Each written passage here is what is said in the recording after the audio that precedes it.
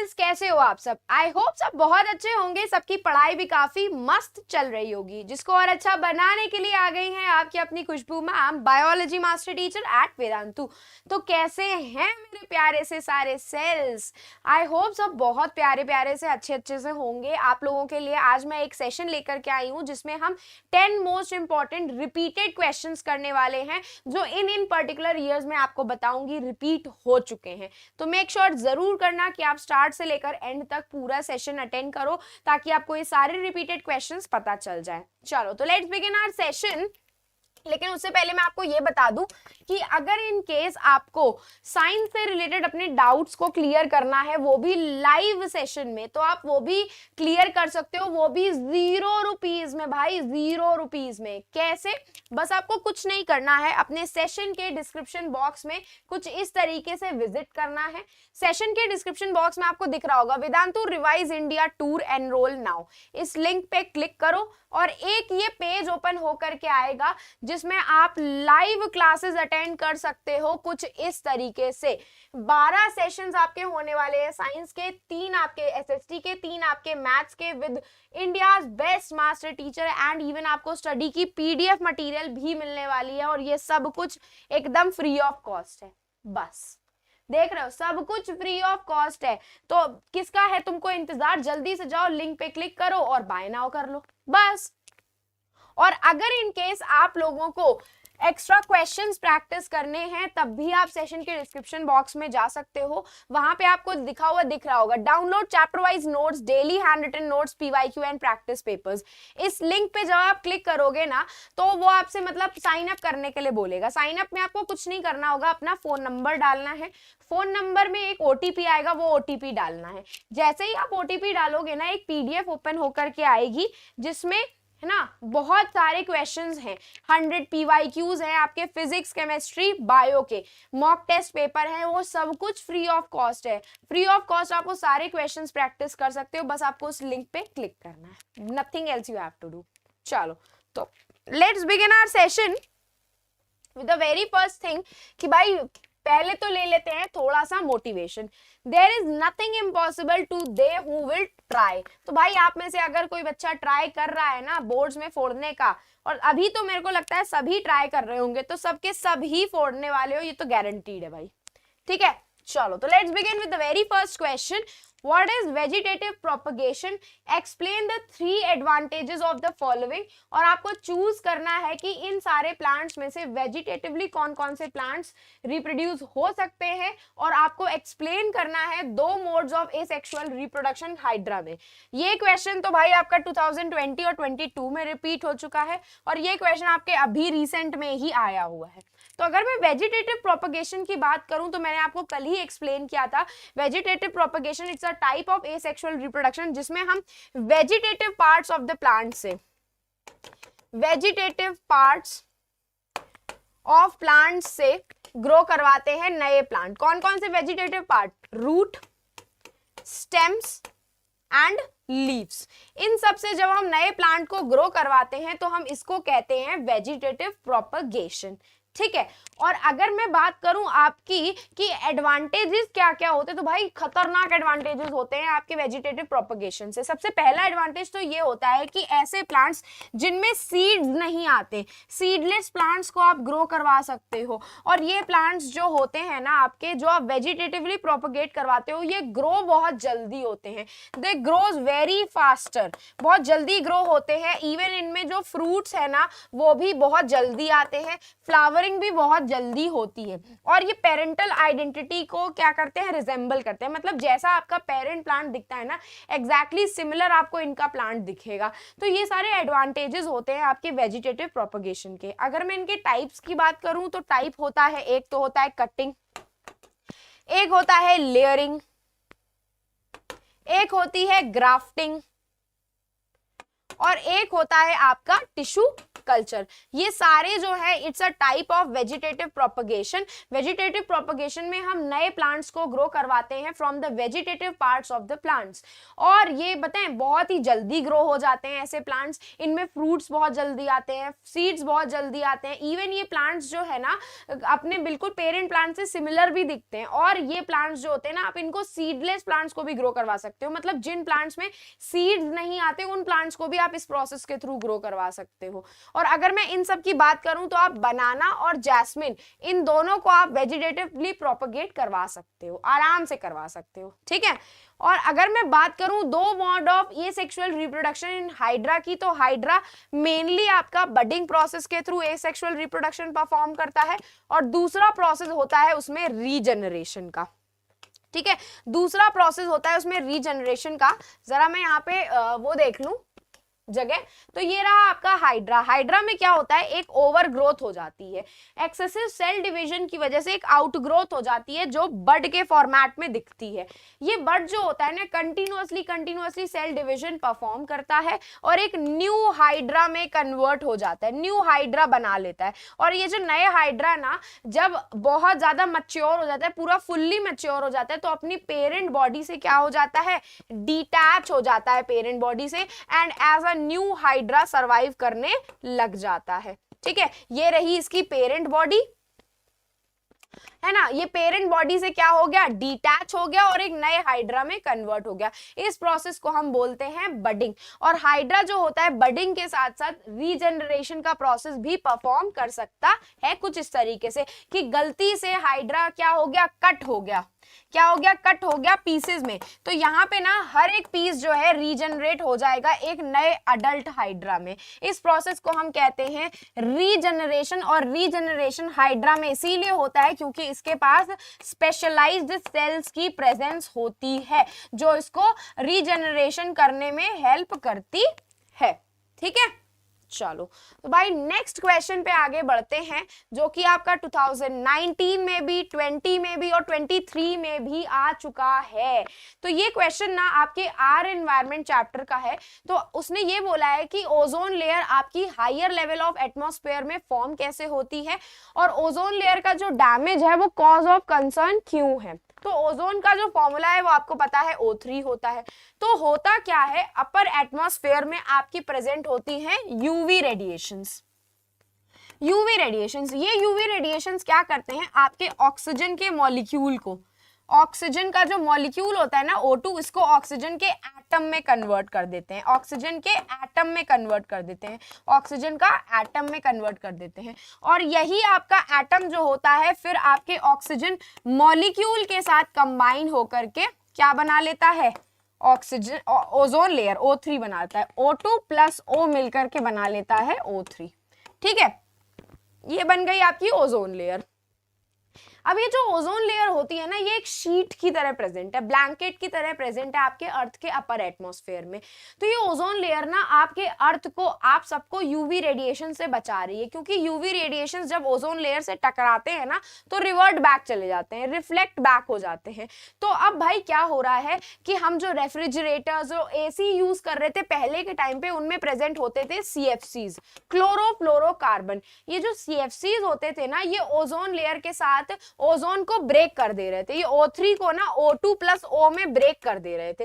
ये जो क्लोरोफ्लोरोकार्बन में क्लोरीन होता है ना, ये ऑक्सीजन को, ऑक्सीजन मॉलिक्यूल और ऑक्सीजन के एटम में तोड़ दे रहा है, और ये सिंगल ऑक्सीजन एटम के साथ क्लोरीन खुद कंबाइन हो जाता है, और ये बॉन्ड काफी टाइट होता है। ऑक्सीजन एटम प्रेजेंट ही नहीं होता, जिसकी वजह से ओजोन लेयर में ना होल होता जा रहा है।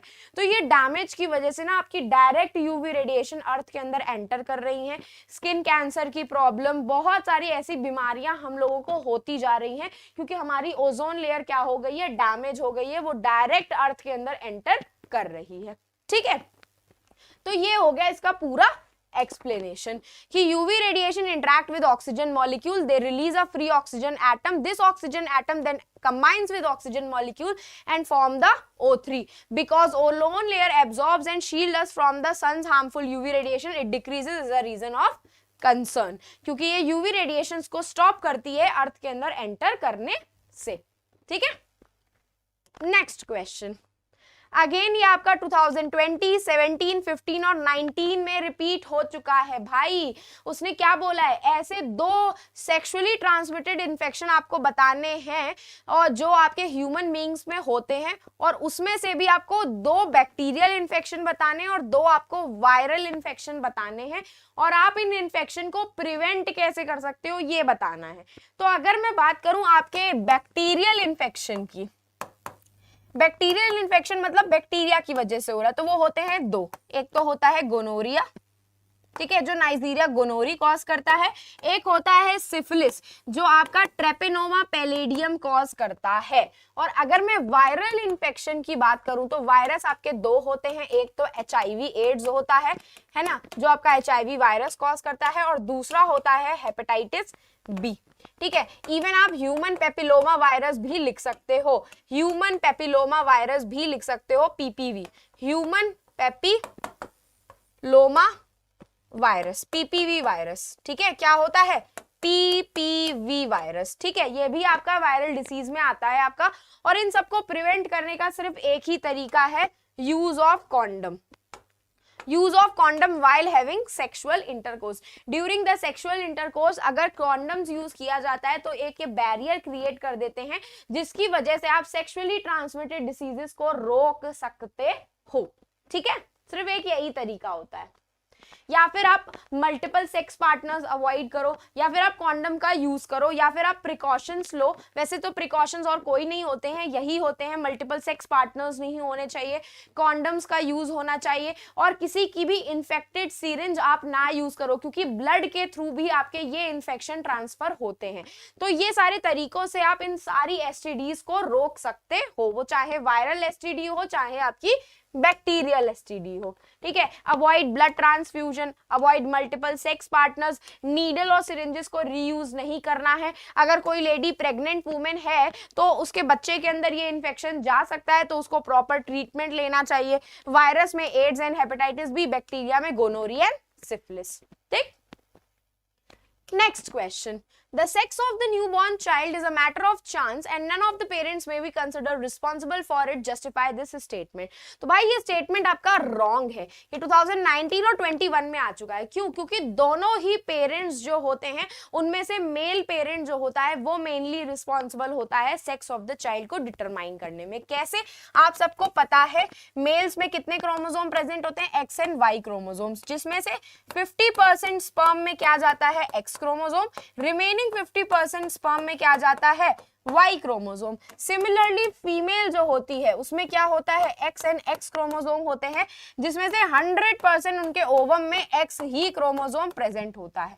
तो अगर आपका ये X क्रोमोसोम ये X के साथ कंबाइन हो रहा है तो क्या बनाएगी, फीमेल चाइल्ड। क्या बनेगी, फीमेल चाइल्ड। लेकिन अगर ये वाली Y स्पर्म आपके X को फर्टिलाइज कर रही है तो X और Y बनता है, जो कि क्या बनाता है, एक male child. So it's not just a matter of chance, father's chromosome, father's sperm mainly responsible for determining the sex of the child. Father के जो क्रोमोसोम्स होते हैं वो एक्चुअली रिस्पॉन्सिबल होते हैं ग्रोइंग बेबी या चाइल्ड का सेक्स डिसाइड करने में। ठीक है, next question, how do Mendel's experiment show that the trait may be dominant or recessive? Traits are inherited। dominant और recessive दिखाने के लिए आप यहाँ पे मोनोहाइब्रिड क्रॉस बना सकते हो। क्या बना सकते हो, मोनोहाइब्रिड क्रॉस बना सकते हो, जिसमें उन्होंने बताया था कि भाई ट्रेट्स जो आपके F1 जनरेशन में विजिबल होते हैं वो वही होते हैं जो आपके डोमिनेंट होते हैं। इससे हम बता सकते हैं कि F1 जनरेशन में जो ट्रेट आपका डोमिनेंट होगा वही एक्सप्रेस होगा, वो रेसेसिव ट्रेट को एक्सप्रेस होने नहीं देगा। और अगर ट्रेट्स आर इंडिपेंडेंटली इनहेरिट आप देखोगे तो आप यहाँ पे डाइहाइब्रिड क्रॉस का एग्जांपल दे सकते हो कि आपके F1 जनरेशन में आपके क्या बने थे, capital R small r, capital Y small y, ये आपस में सेग्रीगेट हो जाते हैं। क्या हो जाते हैं, अलग अलग हो जाते हैं, capital R small r, capital Y small y। अब ये आपस में इंडिपेंडेंटली कंबाइन भी हो सकते हैं, मतलब कैपिटल R कैपिटल Y के साथ, कैपिटल R स्मॉल y के साथ, स्मॉल r कैपिटल Y के साथ and small r small y के साथ कंबाइन होकर के इंडिपेंडेंटली आगे F2 जनरेशन में जा सकता है। तो ये आप डाईहाइब्रिड क्रॉस में बता सकते हो कि traits are independently inherited via the law of independent assortment, via the law of independent assortment. और मोनोहाइब्रिड क्रॉस के थ्रू आप लॉ ऑफ डोमिनेंस उनको एक्सप्लेन कर सकते हो आराम से, ठीक है। चलो नेक्स्ट क्वेश्चन, ये आपके 17 में, 18 में एंड 19 में पूछा गया है और आपके लाइफ प्रोसेस का चैप्टर का है क्वेश्चन कि glucose is broken down in the absence और स्टोरेज ऑफ ऑक्सीजन। तो यहाँ पे ना भाई आपको वो जो चार्ट मैंने आपको बताया था ना वो बनाना है। जैसे ग्लूकोज है, ग्लूकोज किसमें ब्रेक डाउन होता है, पायरुवेट में, and what it releases plus energy, है ना। और ये प्रोसेस कहाँ पे होता है, साइटोप्लाज्म में होता है ये प्रोसेस, ठीक है। अब ये जो पायरुवेट है ये 3 तरीके से ब्रेक डाउन होता है। कैसे कैसे ब्रेक डाउन होता है, देखो, in the presence of oxygen, ठीक है। यहाँ पे किसकी प्रेजेंस है, प्रेजेंस ऑफ ऑक्सीजन, ठीक है। और ये माइटोकॉन्ड्रिया में होता है प्रोसेस। कहाँ पे होता है, माइटोकॉन्ड्रिया में होता है ये प्रोसेस, जिसमें क्या रिलीज होता है, carbon dioxide plus water plus energy in the form of 38 ATP, ठीक है। दूसरा जो होता है वो एब्सेंस ऑफ ऑक्सीजन या लैक ऑफ ऑक्सीजन में, लैक ऑफ O2 में, ये किस में होता है, मसल सेल्स में, ठीक है। जिसमें क्या प्रोड्यूस करता है वो लैक्टिक एसिड प्लस एनर्जी। कितनी एनर्जी, सिर्फ 2 ATP, ठीक है। थर्ड में क्या करता है, एब्सेंस ऑफ ऑक्सीजन में, क्या होता है, एब्सेंस ऑफ ऑक्सीजन में। और ये कहाँ पे होता है आपका, ये साइटोप्लाज्म में होता है ये प्रोसेस। और ये प्रोसेस आपके यीस्ट सेल्स में होता है, किसमें होता है, यीस्ट सेल्स में होता है। जिसमें क्या क्या बनता है, एथनॉल बनता है आपका, जो कि आपका अल्कोहल है, प्लस कार्बन डाइऑक्साइड प्रोड्यूस होती है, प्लस 2 ATP प्रोड्यूस होती है, ठीक है। क्या प्रोड्यूस होती है, 2 ATP प्रोड्यूस होती है, ठीक है। ये पूरा आपका फ्लो चार्ट आपको बनाना पड़ेगा, ठीक। चलो next question, in single celled organism diffusion is sufficient to meet all their requirements for food, gas exchange or removal of waste, but it is not in the case of multicellular organism. Explain the reason for difference. ये question आपके 15 में, 19 में और 22 में आ चुका है। तो देखो होता क्या है, डिफ्यूजन का जो प्रोसेस है ना वो काफी स्लो प्रोसेस है, ठीक है। एक तो स्लो प्रोसेस है and it's a surface phenomenon. क्या है, सरफेस फिनोमिनन। सरफेस फिनोमिनन का मतलब होता है कि डिफ्यूजन जो होता है सिर्फ उन सेल्स में हो सकता है जो डायरेक्ट आपके एनवायरनमेंट के कांटेक्ट में है। हमारे इंटरनल सेल्स जो हैं वो तो एनवायरनमेंट के कांटेक्ट में है ही नहीं, तो उनमें डिफ्यूजन कैसे होगा, ठीक है। दूसरी चीज, हमारी बॉडी कितनी कॉम्प्लेक्स है भाई, कितने ट्रिलियंस ऑफ सेल्स प्रेजेंट है, उन सबको कितने अमाउंट में ऑक्सीजन चाहिए होती है। तो अगर हमें प्रॉपर अमाउंट में टाइम से ऑक्सीजन नहीं मिलेगी तो हम अपनी ऑक्सीजन की नीड्स फुलफिल कैसे कर पाएंगे। और डिफ्यूजन तो भाई इतना स्लो प्रोसेस है ना कि अभी आपकी नाक से हवा पहुंचने में पैर तक 3 साल लग जाएंगे। अगर डिफ्यूजन के प्रोसेस के थ्रू हमने ऑक्सीजन पहुंचाए तब तक हम लोग मर के निपट के वापस पैदा हो जाएंगे। तो इसीलिए भाई सिंपल यूनिसेलुलर ऑर्गेनिज्म में तो एक सेल प्रेजेंट है, तो सारी ही चीजें वो आपका एक सिंगल सेल कर सकता है क्योंकि वो डायरेक्ट इन्वायरमेंट के कांटेक्ट में है। जबकि हम मल्टी सेलुलर ऑर्गेनिजम्स हैं, हमारे जो इंटरनल सेल्स हैं वो इन्वायरमेंट के कांटेक्ट में नहीं है, तो हम ये प्रोसेस परफॉर्म नहीं कर सकते। और हमको फास्ट प्रोसेस की रिक्वायरमेंट होती है क्योंकि हमारे बॉडी में ट्रिलियंस ऑफ सेल्स प्रेजेंट है। समझे कि नहीं। चलो next question, what are decomposers, what is the role of decomposers in environment. भाई 16 और 17 दोनों में आ चुका है। डीकंपोजर्स जो होते हैं ना आपके ऐसा रोल प्ले करते हैं, ऐसा ऑर्गेनिज्म होते हैं जो आपके डेड और डिकेइंग मैटर को फीड करके जितनी भी आपकी न्यूट्रिएंट्स है वो बैक टू द एनवायरनमेंट लेकर के जाते हैं। तो जितना भी कचरा वगैरह है उसको डीकंपोज करने का काम आपके डीकंपोजर्स करते हैं। तो इन केस अगर डीकंपोजर्स जो है आपके एनवायरनमेंट से गायब हो गए तो जितना भी डीकंपोजिशन का प्रोसीजर है आपके एनवायरनमेंट में वो होगा ही नहीं, ठीक है, होगा ही नहीं। तो डीकंपोजर्स जो होते हैं वो काफी मेन रोल प्ले करते हैं क्योंकि ये ऑर्गेनिक मैटर को डिसीज का डीकंपोज करते हैं और वापस से एनवायरनमेंट में रीइंट्रोड्यूस करवाते हैं न्यूट्रिएंट्स को, कॉम्प्लेक्स ऑर्गेनिक मटेरियल को इन्वायरमेंट में रिसाइकिल करवाने का काम करते हैं। और वही मेनली होते हैं जो डेड और डिकेइंग ऑर्गेनिजम्स को कंज्यूम करके इन्वायरमेंट को क्लीन करने का काम करते हैं। चलो next question, How does the feedback mechanism regulate hormone secretion? Explain with the help of example. ये आपके 2017 या 19 का क्वेश्चन है। तो देखो होता क्या है, जैसे ही आप खाना खाते हो, जब फूड खाते हो ना, तो ब्लड का जो शुगर लेवल होता है, ब्लड का जो शुगर लेवल है वो क्या हो जाता है, इंक्रीज हो जाता है। और जैसे ही ब्लड का शुगर लेवल इंक्रीज होता है, हमारी बॉडी पेनक्रियास को क्या कर देती है, एक्टिवेट कर देती है, बोलती है कि तुम क्या करो, इंसुलिन का सिक्रीशन करो। क्या करो, इंसुलिन का सिक्रीशन करो। और जैसे ही इंसुलिन सिक्रीट होता है, ये ब्लड शुगर लेवल में से ग्लूकोज को ग्लाइकोजन में कन्वर्ट करना स्टार्ट कर देती है। और धीरे धीरे करके क्या होता है, ब्लड का शुगर लेवल जो होता है, ब्लड का शुगर लेवल जो होता है वो क्या हो जाता है, रिड्यूस हो जाता है, डिक्रीज हो जाता है। और जैसे ही ब्लड का शुगर लेवल डिक्रीज हुआ, आपके बॉडी के सेल्स जो हैं वापस से पेनक्रियास को इंस्ट्रक्ट करते हैं कि तुम इंसुलिन बनाना बंद कर दो, हमारे ब्लड का शुगर लेवल जो है वो नॉर्मल हो गया है। तो ये होता है आपका फीडबैक मैकेनिज्म। जब वो एक्टिवेट कर रहे थे उसको हम कहते हैं पॉजिटिव फीडबैक मैकेनिज्म, और जब आप उसको डीएक्टिवेट कर रहे थे पेनक्रियाटिक सेल्स को, तब हम उसको कहते हैं नेगेटिव फीडबैक मैकेनिज्म। ठीक, next question, with the help of suitable example explain the terms phototropism, geotropism and chemotropism. ये 16 और 20 का क्वेश्चन है। तो भाई फोटोट्रोपिक मूवमेंट क्या होता है, ट्रोपिक मूवमेंट को हम कहते हैं डायरेक्शनल मूवमेंट।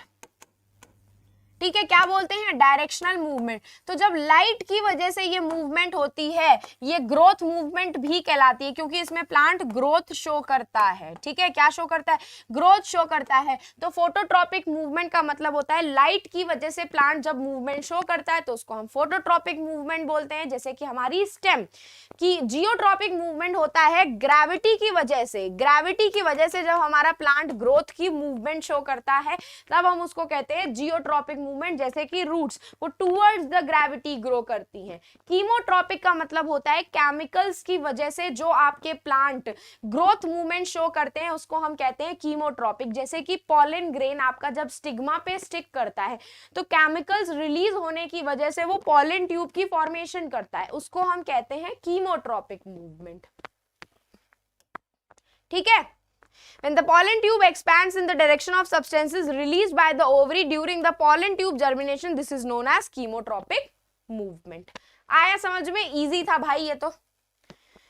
चलो तो भाई this was end of our session. तो जल्दी से जरा लाइक कर दो चैनल को, लाइक कर दो सेशन को, चैनल को सब्सक्राइब कर दो। अब हम फिर मिलेंगे चलते चलते ऐसे ही नेक्स्ट अमेजिंग सेशन में। तो bye bye and take care.